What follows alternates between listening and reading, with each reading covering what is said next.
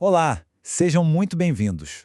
Hoje a gente vai mergulhar fundo numa das maiores viradas energéticas da América do Sul. Estou falando da mudança histórica na relação entre Brasil e Paraguai, que tem no centro de tudo a gigante, a usina de Itaipu. É uma história de poder, de muito dinheiro e de soberania, que está sendo reescrita agora mesmo enquanto a gente conversa. E para começar, vamos pensar um pouco sobre essa pergunta. Imagina só que tal uma dívida que durou meio século. Foi exatamente isso que aconteceu com a dívida da construção de Itaipu em 2023. E esse ato, que parece simples, foi o que deu o pontapé inicial para uma renegociação que está mudando absolutamente tudo. Para a gente entender o que está acontecendo agora, a gente precisa primeiro dar um passo atrás. Voltar no tempo e entender como funcionava o pacto original, aquele que moldou a relação entre os dois países por 5 décadas inteiras. Essa linha do tempo aqui é a chave para entender tudo. Lá em 1973, o acordo foi selado. Em 84, a energia começou a fluir. Mas o ponto de virada mesmo, o momento crucial, é 2023. A quitação da dívida não foi só um marco financeiro, não. Foi o gatilho, a campainha que tocou e forçou Brasil e Paraguai a sentar na mesa de negociação para redefinir as regras do jogo do zero. E aqui está o coração do acordo antigo, um conceito que parece complicado, mas que a gente descomplica, a cessão compulsória. Pensa assim, era como se Brasil e Paraguai fossem sócios numa padaria. Só que o Paraguai era obrigado a vender todo o pão que ele não consumisse para o Brasil. E não era pelo preço de mercado, não. Era por um preço fixo, de compensação. Ele não podia oferecer para mais ninguém. Essa regra, que estava lá no famoso Anexo C, garantiu energia barata para o Brasil por décadas, mas, ao mesmo tempo, limitou bastante o potencial econômico do Paraguai. Agora vamos avançar. Chegamos na segunda parte, onde o jogo vira de verdade. A gente vai ver as mudanças drásticas que o novo acordo de 2024 trouxe. E olha, ele virou esse sistema de cabeça para baixo. Zero. Esse número aqui é o ponto de partida para a nova era. Simples assim. Com a dívida de construção zerada, a principal justificativa para a tarifa antiga, para aquela cessão compulsória, simplesmente sumiu. A lógica financeira que sustentou o tratado por 50 anos ruiu, abrindo espaço para uma negociação que foi, sim, bem intensa, mas que no final foi transformadora. E essa tabela aqui ilustra a mudança de forma brilhante.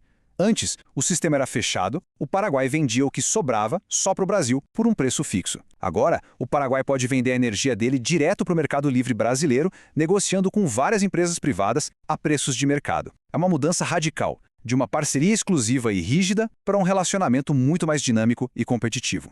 E no final, tudo se resume a dinheiro. A nova tarifa de $19,28 por quilowatt, que foi acordada para esse período de transição até 2026, se traduz diretamente nesse fluxo de receita gigantesco para o Paraguai. A gente está falando de mais ou menos 1,25 bilhão de dólares por ano.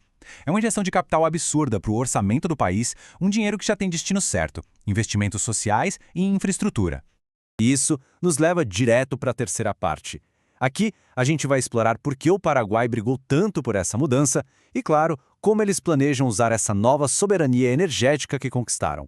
Mas olha, não é só uma questão de vender mais caro para o Brasil. O próprio Paraguai está precisando de mais energia. As projeções mostram um crescimento do consumo interno que pode chegar a quase 10% por ano. O país está se industrializando e, para isso, precisa de energia para alimentar esse crescimento, a energia da própria Itaipu. E um dos maiores motores dessa demanda interna tem nome: mineração de criptomoedas. Com 72 empresas já registradas, esse setor virou um cliente doméstico super lucrativo que está disposto a pagar até 3 vezes mais pela energia do que o Paraguai recebia do Brasil no sistema antigo. É um incentivo econômico muito forte para manter energia em casa ou, claro, vender pelo maior preço possível. Só que nem todo mundo no Paraguai está comemorando. Essa citação do analista Ricardo Canesi, por exemplo, mostra uma visão crítica bem importante. A preocupação de alguns é que o acordo priorizou o dinheiro rápido, de curto prazo, aqueles 650 milhões de dólares para gastos sociais, em vez de uma estratégia de industrialização de longo prazo, ou seja, mantendo o país, de certa forma, ainda dependente do mercado brasileiro. Agora vamos virar a chave e olhar para o outro lado da fronteira. Como é que essa nova realidade está chacoalhando o enorme mercado de energia do Brasil? Bom, o fim do monopólio do Estado na compra de energia literalmente abriu as comportas para o mercado. Agora, várias empresas privadas brasileiras podem ir lá e negociar a compra de energia direto do Paraguai. Isso cria um ambiente muito mais competitivo, mais complexo e, claro, cheio de novas oportunidades, principalmente para os grandes consumidores industriais. Para o Brasil, o impacto é claro, menos previsibilidade. Pensa bem, antes, a energia de Itaipu era um tipo de colchão de segurança, sabe? Garantido e barato. Agora, sem esse excedente constante, o sistema brasileiro às vezes vai precisar acionar fontes mais caras, como as termoelétricas.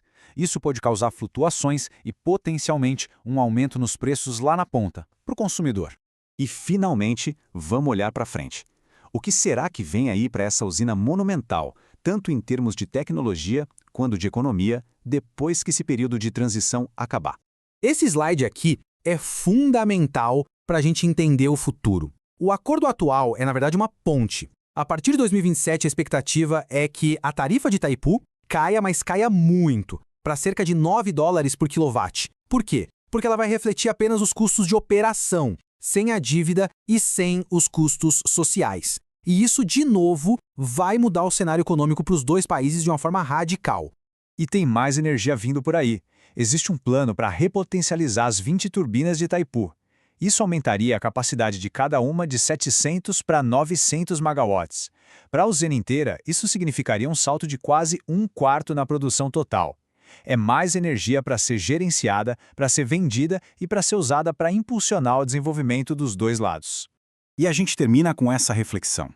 Essa transformação de Itaipu, de um projeto binacional com regras fixas para um ativo disputado no mercado competitivo, isso levanta uma questão muito profunda sobre cooperação e competição. Com certeza é um novo capítulo fascinante, não só para o Brasil e para o Paraguai, mas talvez para o futuro da integração energética no mundo todo.